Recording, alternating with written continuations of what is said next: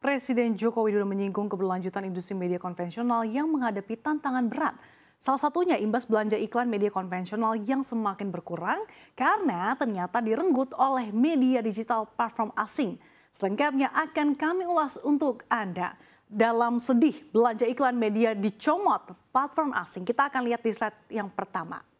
Dalam sambutannya pada puncak peringatan Hari Pers Nasional tahun 2023 di Medan, Sumatera Utara, Kamis 9 Februari lalu, Presiden Jokowi mengungkapkan bahwa saya mendengar banyak mengenai ini, bahwa sekitar 60% belanja iklan telah diambil oleh media digital, terutama platform-platform asing. Dengan fakta tersebut, Presiden Jokowi menjelaskan bahwa sumber daya keuangan media konvensional kian berkurang.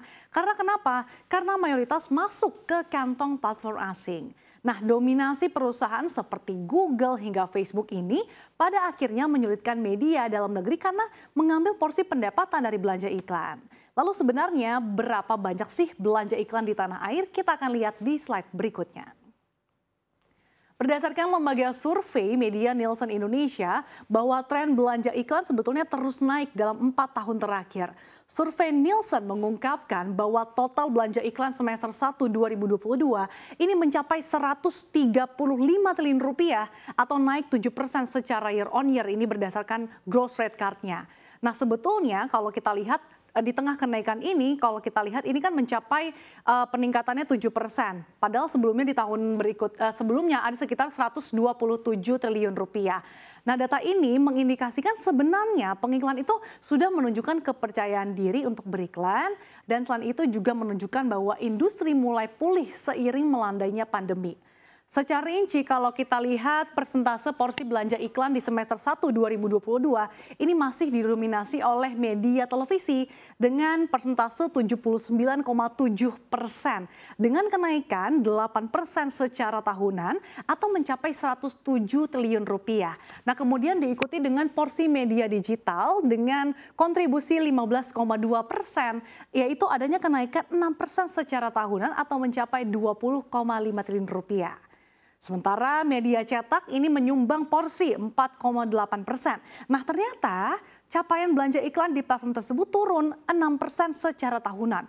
Begitupun kalau kita lihat radio nih yang memiliki porsi 0,3%, ternyata turun 13% secara tahunan. Nah, sementara itu dari segi kategori yang menjadi pengiklan dengan total belanja terbesar di semester 1 2022 adalah layanan online, kemudian perawatan rambut, perawatan wajah, ada juga seasoning and condiments, kemudian ada juga pemerintah dan organisasi politik. Kita akan lihat di slide berikutnya seperti apa sih disrupsi platform asing yang rebut belanja iklan tanah air.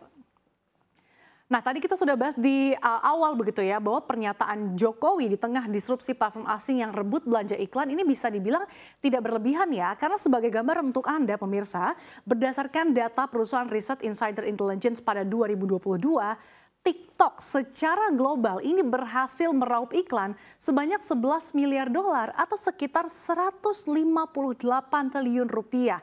Bisa Anda bayangkan betapa banyaknya ya bila dibandingkan dengan total belanja iklan media di Indonesia yang tadi sudah saya sampaikan mencapai 135 triliun rupiah di tahun yang sama.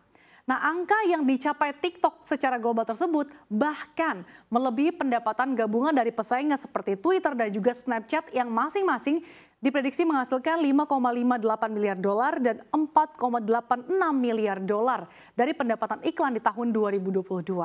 Bahkan nilai gabungan kedua aplikasi ini masih kurang ya jika kita lihat dibandingkan dengan pendapatan TikTok gitu.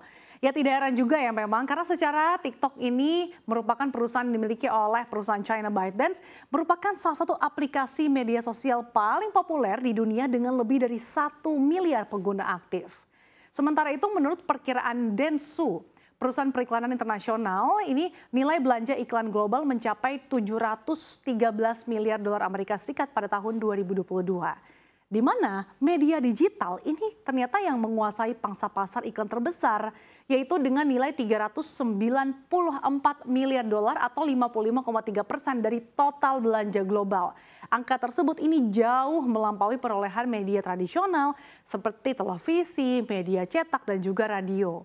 Pangsa pasar iklan digital secara global bahkan diperkirakan akan terus naik dari 55,3% pada 2022 menjadi 57,1% pada 2023. Tak ingin tinggal diam, pemerintah pun tengah menyiapkan sejumlah aturan, di mana Menteri Komunikasi dan Informatika Johnny G. Plate dikabarkan juga telah mengajukan izin terkait dengan rancangan peraturan presiden soal publisher rights yang ditargetkan rampung dalam sebulan ke depan. Dengan begitu, diharapkan bisa mendukung jurnalisme yang berkualitas. Aturan serupa sebenarnya sudah ada di negara lain. Australia misalnya, yang telah memberlakukan News Media Bargaining Code mulai Maret 2021 lalu. Aturan itu membuat platform digital memberikan kompensasi atas konten dari perusahaan media yang menghasilkan klik dan juga iklan.